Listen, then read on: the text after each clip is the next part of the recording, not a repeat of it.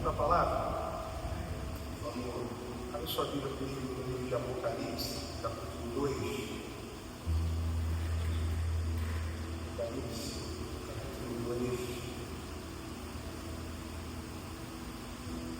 versículo 4.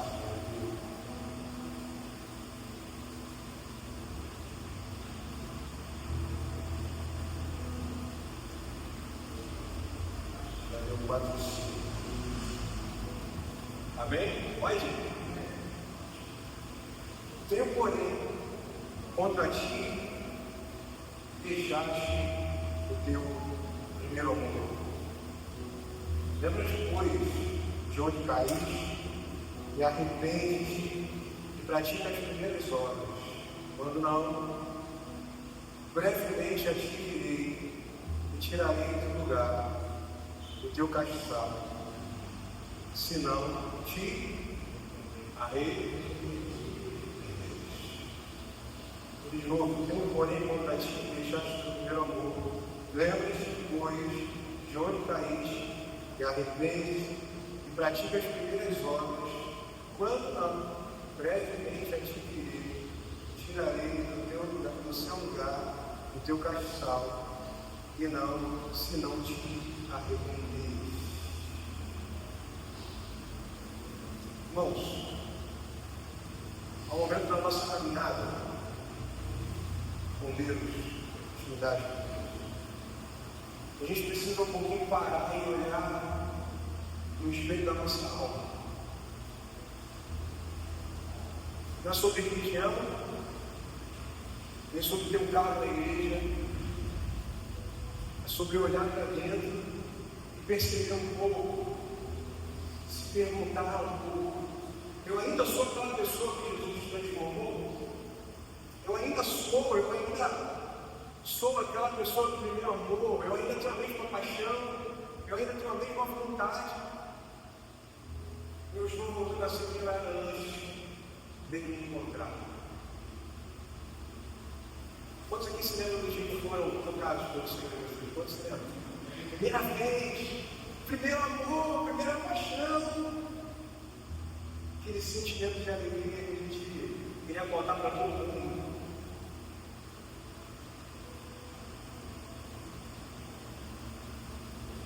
Aquele dia que era tudo intenso. A adoração era intensa. A leitura da palavra era intensa. A vontade de servir, de chorar, de falar dele para todo mundo. Mas com o tempo, a vida começa a apertar, as lutas vêm, e sem perceber, a gente começa a voltar, não no corpo, talvez não fisicamente, mas na alma. Voltar às velhas atitudes, voltar às velhas palavras, nos hábitos, naquilo que desejamos, ouvindo músicas que a gente não tinha prazer em escutar mais, e é aí que a palavra de Apocalipse chegou como uma live celestial para a gente. Lembra-te de onde? Cara, mas hoje, pela misericórdia do Senhor, Ele nos dá uma oportunidade de reconhecimento sincero. Não para nos condenar, mas para restaurar a nossa vida. Porque a verdade é que, às vezes, antes de haver restauração, precisa haver reconhecimento. Antes de começarmos uma nova história, a gente precisa reconhecer onde a gente caiu. Eu quero mergulhar em alguns pontos que Deus plantou no meu coração durante toda essa semana, para que a gente não perca o nosso castiçal, que você não perca a sua alma. O primeiro deles, que eu quero trabalhar contigo nessa noite, é reconhecer um ato de humildade e não de derrota. Repete comigo: reconhecer é um ato de humildade e não de derrota. Reconhecer que está voltando a ser quem era antes um sinal de maturidade espiritual. Quer conhecer um cristão maduro? É quando você percebe que ele reconhece que precisa voltar a certos lugares. Porque o orgulhoso, quando escuta essa palavra, talvez você, sem perceber, esteja vivendo esse período da sua vida, automaticamente, quando você escuta o soar dessa palavra, você nega por dentro. Você diz assim: fulano precisava estar aqui para ouvir isso.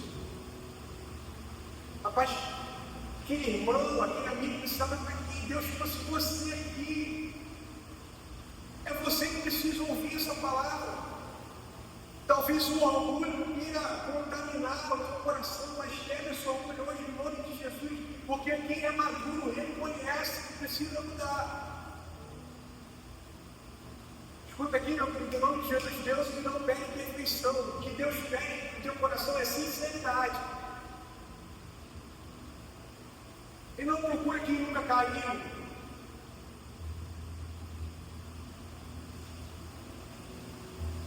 Que Deus procura aquele que não consegue fingir que está de pé. Já está no chão. Deus ele não transforma quem se esconde. Ele restaura quem reconhece. Deus ele não transforma quem se esconde. Deus ele transforma quem se reconhece. Quando você nega seu estado, você bloqueia o movimento de Deus na sua vida. Mas quando você diz assim: Senhor, estou frio, Senhor, eu estou longe, eu estou voltando a ser aquela velha criatura, eu estou voltando a ser quem eu era. O Senhor começa a se mover em sua direção. Você pode dizer um amém aí? Porque Deus só cura o que você decide revelar a Ele.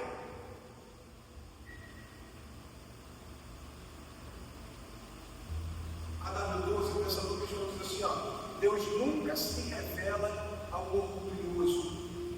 Ele espera até que haja humildade para que a sua graça possa descer. Os irmãos, lembram que a presença de Deus é uma atmosfera de humildade. E quando houver orgulho, o céu continua em silêncio. Mas quando o coração se rende, quando o coração admite: eu preciso de ti, Pai, a glória de Deus se manifesta novamente. Aleluia. Primeira evidência, você está voltando é quando a presença de Deus já não te move mais como antigamente. Quer entender em qual ciclo da sua vida espiritual você está? Quando a adoração não te move, quando as canções já não mexem mais com você, quando você entra e sai da igreja e fala assim: não estou meio estranho, né? A palavra hoje de cima não virou. Quantos de vocês já disseram isso? A palavra não virou. Poxa, mas no começo tudo te tocava. Uma canção, uma palavra, um simples momento de oração. Mas agora se sente meio movimento ao seu redor, mas nada consegue tocar teu coração.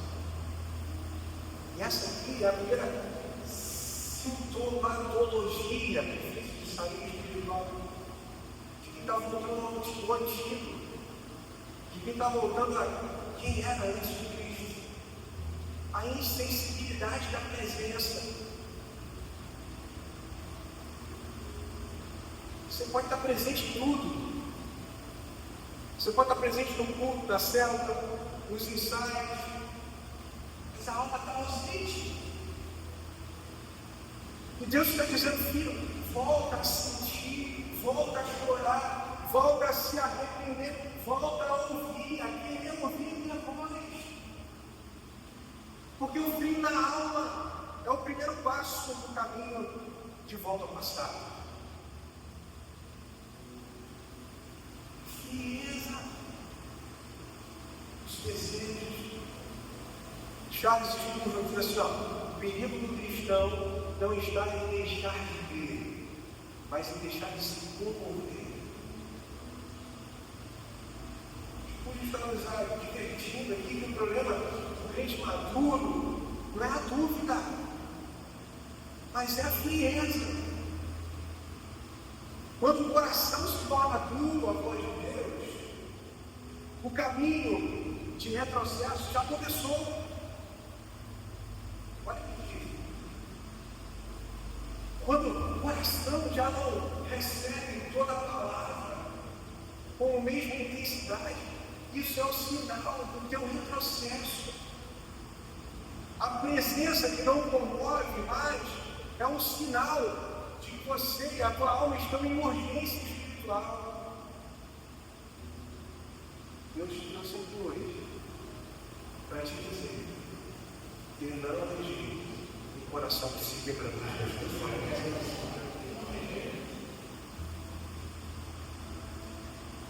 Terceiro ponto, quando a rotina substitui a relação, o coração começa a mudar. Preste atenção nesse ponto. Quando a rotina substitui o relacionamento, o coração começa a mudar. Antes, o que você fazia por amor. E você se movia, você estava com a mão sempre ali. Agora, talvez você já faça por costume. Antes, para você, servir era um privilégio. Você tinha prazer naquilo. Agora, servir parece que se tornou um peso. E o problema aqui é que a rotina sem relação mata o sentido da fé. Você está comigo aí? Não é sobre fazer coisas para Deus, é sobre fazer coisas com Deus do lado. Deus ainda não quer o teu serviço sem a tua alma. Deus ainda não quer o teu louvor sem o teu coração. É possível estar ativo no reino, mas ausente da presença. É possível cantar sem adorar. É possível pregar sem sentir. Servir sem entregar. Quando isso acontece, a gente começa a desaprender o Evangelho e reaprender o velho livro.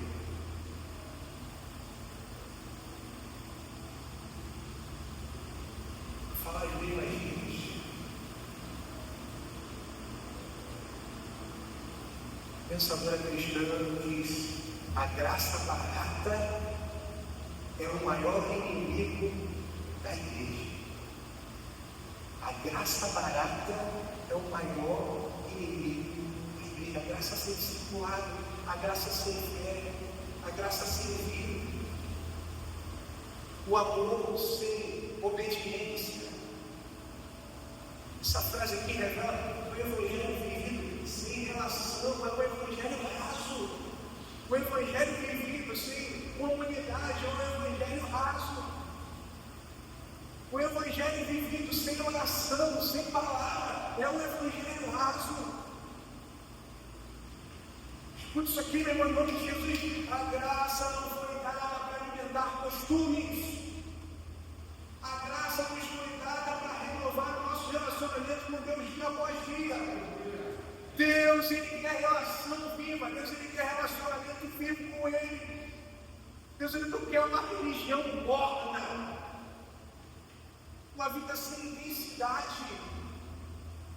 Tenho falado todos os domingos aqui sobre compromisso. Talvez o que você espera é compromisso de Deus sem retribuir o compromisso com Ele. A tua falta de compromisso revela a tua religiosidade morta.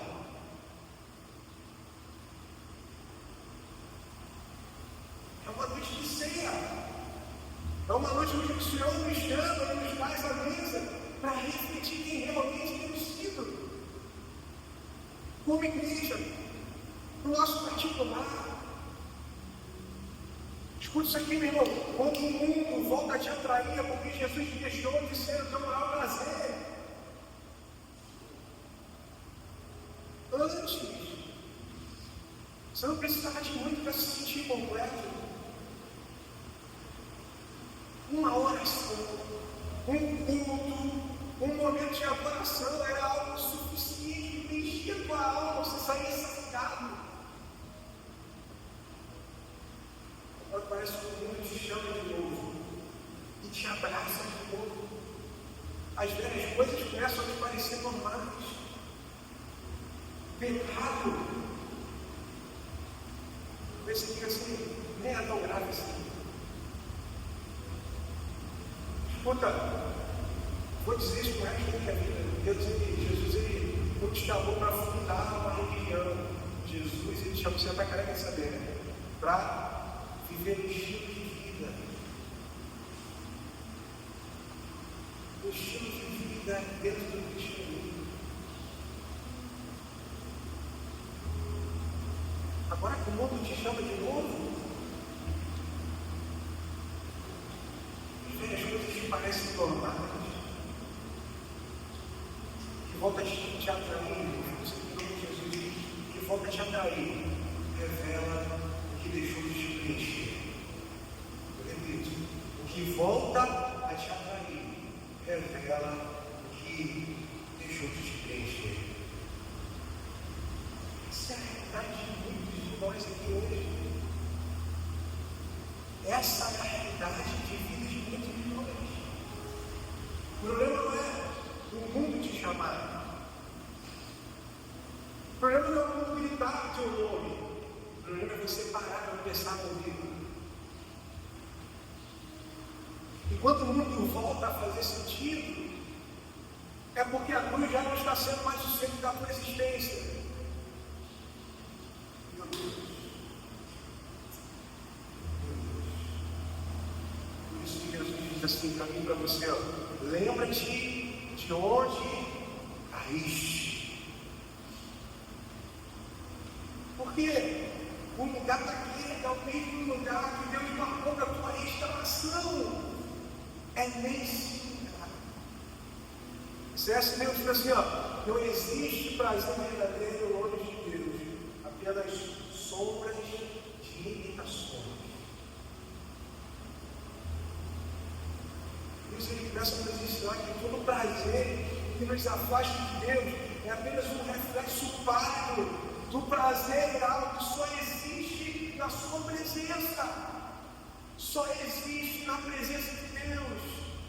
Existem coisas que Deus nos chamou, que quando recebemos o seu chamado de bom grado, Ele faz questão de se revelar a nós.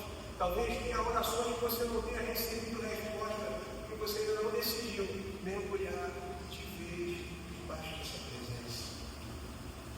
Se algo fora de Cristo volta a te seduzir, é porque você esqueceu a fonte de alegria, que é eterna. Mas para aquele que é santo, para aquele que tem um coração humilde, o Espírito Santo sempre dá um alerta antes da queda. Você pode dizer um amém por isso? Você pode dizer graças a Deus por isso? O Espírito Santo dá um alerta antes da queda, antes de você voltar a ser quem você era. O Espírito sempre sussurra. Ele não grita, ele toca. Ele te mostra sinais. Talvez um incômodo no coração, uma palavra que te confronta, um sonho que te lembra quem você é. O que fazer? Conselho. Deus então permite o silêncio do céu, sem antes ter feito barulho na tua alma. Deus então permite uma vida de silêncio, uma vida de, como se fosse um Deus mudo, antes de fazer, de sacudir a tua alma. Talvez o Espírito Santo tenha trazido a você aqui nessa noite para balançar o teu coração, para fazer o teu coração pulsar mais forte. Ei, filho, eu ainda estou com você, eu ainda está sobre você, a minha graça ainda está sobre você. O que você precisa é o teu coração humilde para dizer, Senhor, eu quero voltar ao início de onde eu te servia por amor. John Wesley diz assim, ó, Deus fala suavemente ao coração antes de corrigir duramente na caminhada. Tem crente que parece que não acredita nisso.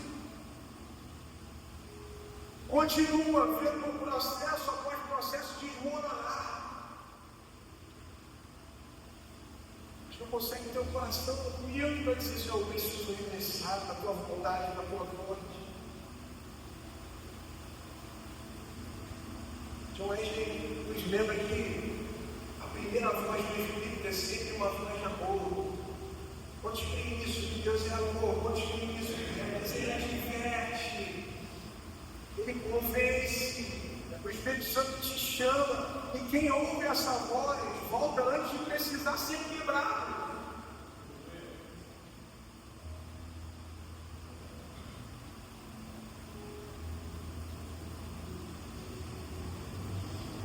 Voltar para Jesus não é começar do zero, é reassumir a sua identidade.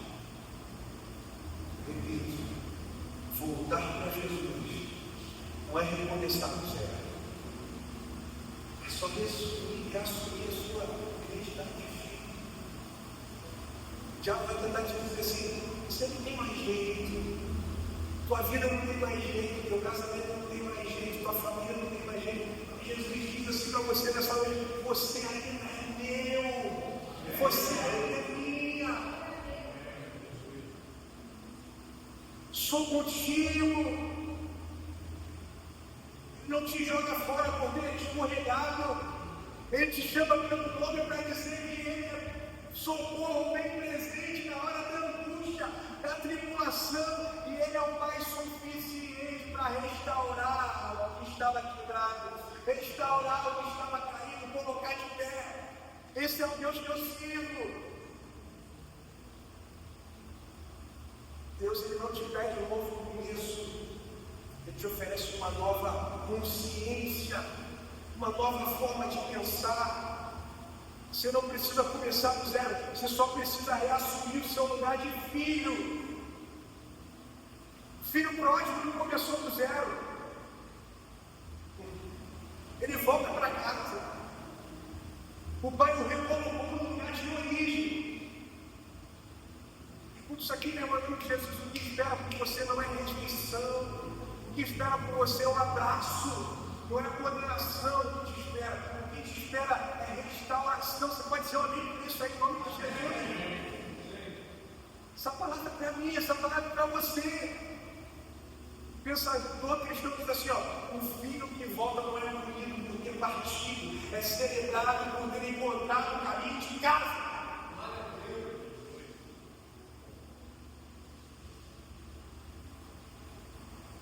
Isso nos ensina que Deus não é um juiz à espreita, mas um Pai que te espera ansiosamente. Ele não te espera com a mão levantada, mas com os braços abertos para te receber.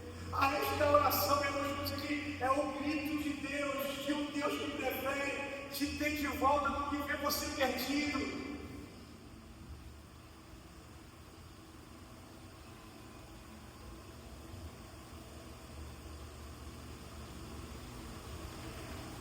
O amor de Deus é o único lugar onde você volta e é recebido como se nunca tivesse saído. Esse é o amor de Deus. Não importa como você tenha se afastado, seu nome já está gravado nas mãos dele. Amém. Ele não esquece, ele espera por você. O Pai de amor espera por você, não pelo que você faz, mas por quem você é. Ele sabe que lá fora você não vai encontrar o que só existe no coração dele. E quando você volta, ele não relembra o teu erro, ele restaura o teu destino, ele restaura uma nova caminhada. Escuta isso aqui: o amor de Deus é tão escandaloso, ele te amaria mesmo se você nunca tivesse voltado, mas ele se alegra por você ter voltado. Ele se alegra. Isso mostra a profundidade do amor divino. Ele não é condicional ao retorno, mas exulta quando o retorno acontece. Meu Deus, Deus não te amou pelo teu caminho, Ele te amou pelos seus desvios. E tudo que ele fez foi para um caminho desse que talvez você achasse que estivesse mais longe, se encontrasse o caminho de volta para casa. Voltar ao primeiro amor é voltar ao propósito. É voltar à pureza. É voltar à presença. Deus está te chamando para um reencontro. Não para o passado. Mas Deus está chamando você para um reencontro no seu propósito. Ele quer que você volte para o mar. Deus, Ele quer que você volte a sentir. Deus, Ele quer que você volte a viver o Evangelho de verdade. O Evangelho da verdade. E o avivamento começa no momento em que você decide voltar a um lugar de onde você nunca deveria ter saído.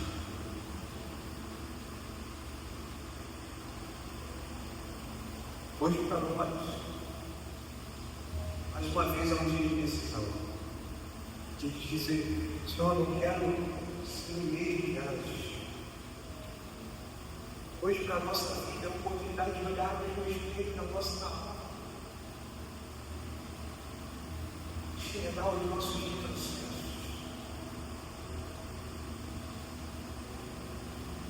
Hoje a gente dizer, Senhor, olhando no espelho, eu não quero ser aquele que eu fui depois de te encontrei. Quando a gente diz isso, Senhor, eu creio nesse Deus de amor, nesse Deus poderoso. Deus, Ele vai te erguer, Deus, Ele vai te reavivar, Deus, Ele vai te recolocar de pé novamente. Eu creio nisso. Porque a graça não é uma segunda chance. Graça de Deus, tudo isso aqui é um recomeço sem contador. Isso mostra para mim e para você que a gente pode cair várias vezes. Mas todas as vezes o mesmo Deus vai estar aqui no braço e falar assim, filho, eu sou contigo, filho, eu te espero, filho, eu sei você. O avivamento não começa quando o mundo muda. O avivamento não começa quando o mundo muda. O avivamento verdadeiro começa quando o crente volta ao primeiro amor. Talvez alguns aqui precisam voltar a esse primeiro amor. Essa frase aqui nos faz lembrar que todo o movimento de Deus na terra começa com um movimento de Deus dentro de nós antes. Começa comigo. Avivamento não é um evento. Avivamento é um retorno. É um retorno à intimidade. É um retorno à pureza. É um retorno às velhas orações. É um retorno ao fogo original. Deus está nos dando uma chance hoje de olhar para dentro e dizer, eu não quero mais voltar para mais uma semana da forma que eu era antes de encontrar Jesus. E a verdade revelada de Deus na tua vida e na minha vida é que Deus Ele também não quer que você volte dessa forma. Que Deus Ele te chamou, Deus Ele marcou você, Deus Ele escolheu você. E hoje Deus está dizendo assim, ó, volta ao primeiro amor, volta às primeiras obras, volta a ser que eu te procurei. Volta a ser.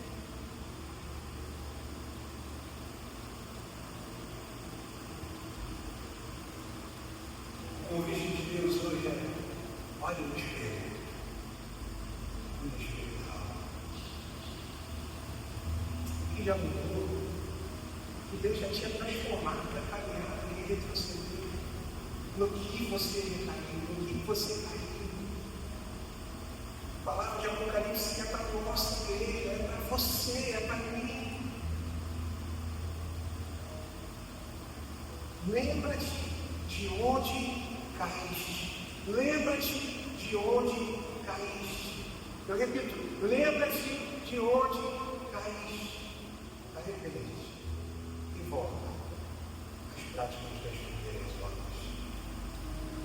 Feche seus olhos.